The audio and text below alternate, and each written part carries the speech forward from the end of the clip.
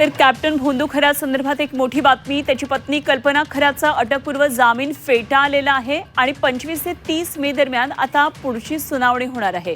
कल्पना खरात शिर्डी जमीन गैरव्यवहार प्रकरणामध्ये आरोपी आहे। अटकपूर्व जामिनासाठी तिनं याही पूर्वी अर्ज केलेला होता, मात्र आता अटकपूर्व जामीन फेटाळलेला आहे आणि 25 ते 30 मे दरम्यान पुढची सुनावणी होणार आहे। त्यामुळे आता पुढची सगळी या संदर्भातली प्रक्रिया कशी होते बघणं महत्त्वाचं आहे। कल्पना खरात फरार आहे, शोध सुरू आहे आणि अटकपूर्व जामीन तिचा फेटाळलेला आहे।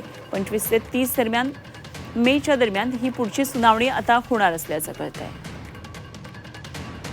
तर भोंदू अशोक खरात ची पत्नी आहे कल्पना खरात आणि जेव्हापासून ही सगळी प्रकरणं पुढे येऊ लागली आणि त्यातही शिर्डी जमीन गैरव्यवहार प्रकरण पुढे आल्यानंतर त्यामध्ये आरोपी असलेली कल्पना खरात ही फरार होती। राज्यभर कल्पना खरातचे शोधासाठी छापे सुरू आहेत, मात्र अजूनही कल्पना खरात हाती लागली नाही आणि यामध्ये अटकपूर्व जामीन अर्ज मात्र ते करताना दिसते आहे वकिलांमार्फत आणि आता हा अटकपूर्व जामीन कल्पना खरातचा फेटाळलेला आहे। अटकपूर्व जामीन फेटाळल्यानंतर आता पुढची सुनावणी ही होणार आहे मे महिन्याच्या शेवटी आणि याची तारीख ठरली आहे 25 ते 30 मे दरम्यान।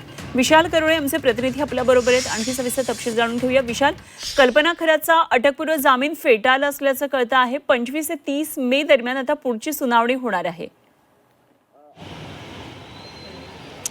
औरंगाबाद खंडपीठात त्यांनी अटकपूर्व जामिनासाठी अर्ज केलेला होता। कल्पना खरात या फरार असल्याची माहिती आहे आणि त्यानुसार त्यांनी गेल्याच आठवड्यामध्ये हा अर्ज केला होता। प्रथम सुनावणी झाली, त्यावेळेस न्यायालयानं दुसरी तारीख दिली होती। आज न्यायालयानं याबाबत सुनावणी घेतली, मात्र अटकपूर्व जामीन देण्यास न्यायालयानं स्पष्टपणे नकार दिलेला आहे।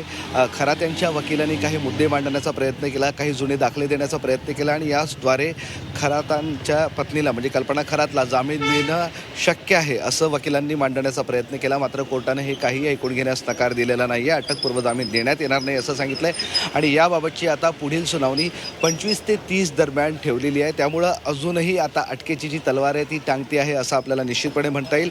खरात कुटुंबियांना कल्पना खरातला औरंगाबाद खंडपीठाकडनं आज कुठलाही दिलासा मिळालेला नाही आहे। आता पुढील 25 ते 30 तारखेच्या दरम्यान म्हणजे अजून तारीखही निश्चिती झाली नाही, त्या दरम्यान यात बोर्डवर लागेल आणि त्यानंतर हा निर्णय देण्यात येईल असं सांगण्यात येते। दरम्यान सध्या कोर्टाला सुट्टी आहे, त्यामुळं ही सुनावणी 25 ते 30 दरम्यान सुद्धा होईल का की याही पुढची तारीख मिळेल हे पाहणं या प्रकरणामध्ये महत्त्वाचं ठरणार आहे। अनुपमा, ठीक, विशाल, धन्यवाद दिलेल्या या सगळ्या सविस्तर तपशिलांसाठी। विशाल करोळे आमचे प्रतिनिधी आपल्याबरोबर होते।